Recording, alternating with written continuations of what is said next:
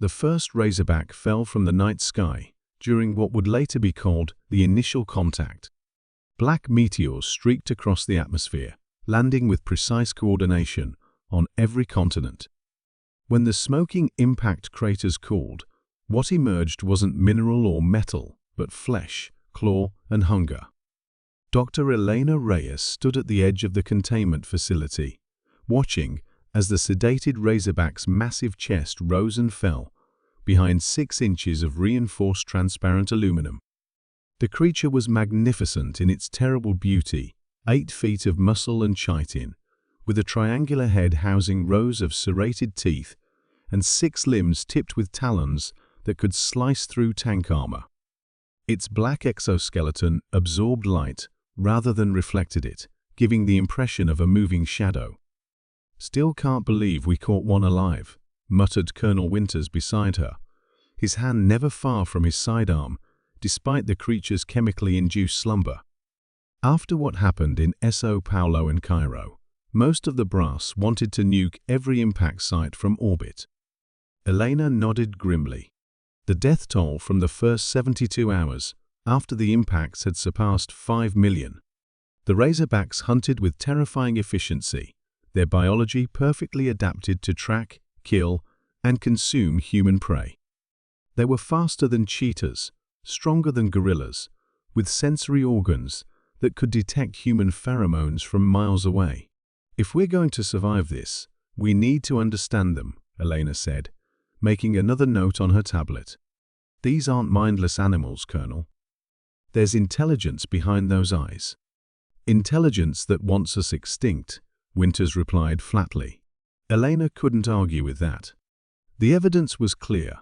The razorbacks weren't natural evolution, but engineered weapons, sent to Earth to exterminate humanity with surgical precision.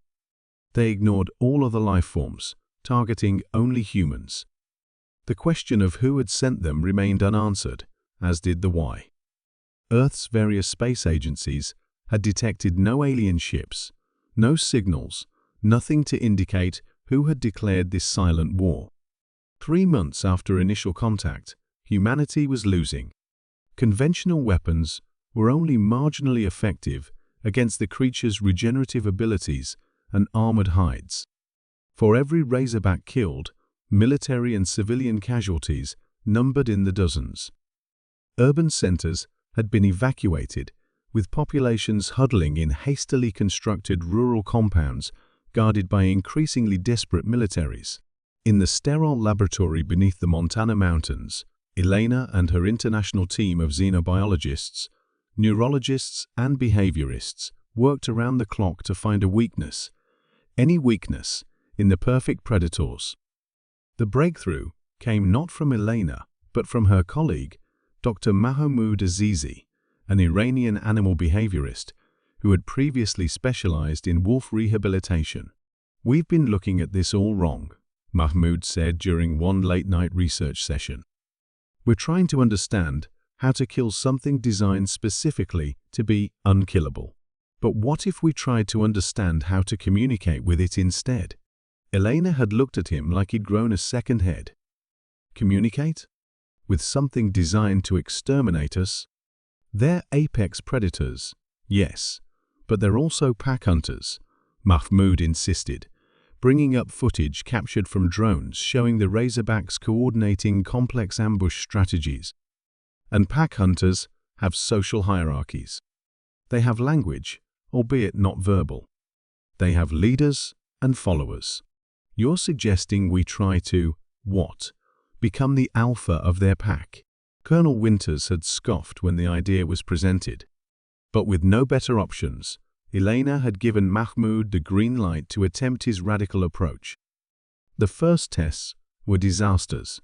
2 researchers lost their lives when a supposedly sedated razorback suddenly revived. But Mahmoud persisted, developing a complex system of pheromone sprays, subsonic frequencies, and body postures that mimicked the creature's own communication patterns as best they could determine. 6 weeks later, Elena stood in protective gear before an unsedated, fully conscious razorback. The creature watched her with unnervingly intelligent eyes, 6 of them, arranged in a hexagonal pattern across its face. It could kill her in seconds, even with the shock collar around its armored neck. The collar was largely psychological comfort for the armed guards standing ready. Their weapons would be too slow to save Elena if the creature chose to attack. Elena performed the sequence of movements Mahmoud had developed, then released the synthesized pheromone from a dispenser on her wrist. The razorback's head tilted, its anterior limbs shifting in what they had come to recognize as a gesture of curiosity rather than aggression. Then, to the astonishment of everyone present, it mimicked her movements. That day marked the turning point in what would later be called the Razorback War. Over the following months, Elena and Mahmoud's team expanded their communication protocols, eventually establishing a rudimentary form of conversation with their captive Razorbacks. They learned that the creatures, while engineered for killing, possessed a complex social structure and intelligence comparable to dolphins or higher primates. Most crucially, they discovered that the Razorbacks operated with a hive mind component. Each individual possessed autonomy, but they shared information across vast distances through means humanity couldn't yet understand. This was how they coordinated their global assault with such precision. They're networked, Elena explained to the emergency United Nations Security Council. And networks can be hacked. The plan was audacious, dangerous, and likely suicidal. But 1 year after initial contact, with global human casualties approaching 70 million, the alternative was extinction. Elena, Mahmoud, and a team of specialists traveled to the largest razorback nest discovered in the Ural Mountains. With them were 5 tamed razorbacks creatures. They had managed to establish dominance over through months of careful conditioning. The human team wore specialized suits that emitted the complex pheromonal signatures, identifying them as pack leaders rather than prey. What happened in that mountain cavern would never be fully revealed to the public. Official records stated only that the mission experienced unexpected success. Unofficial accounts, whispered among military and scientific personnel years later, suggested something far more profound. Elena and Mahmoud had somehow interfaced directly with the razorback hive mind, using their tamed specimens as conduits.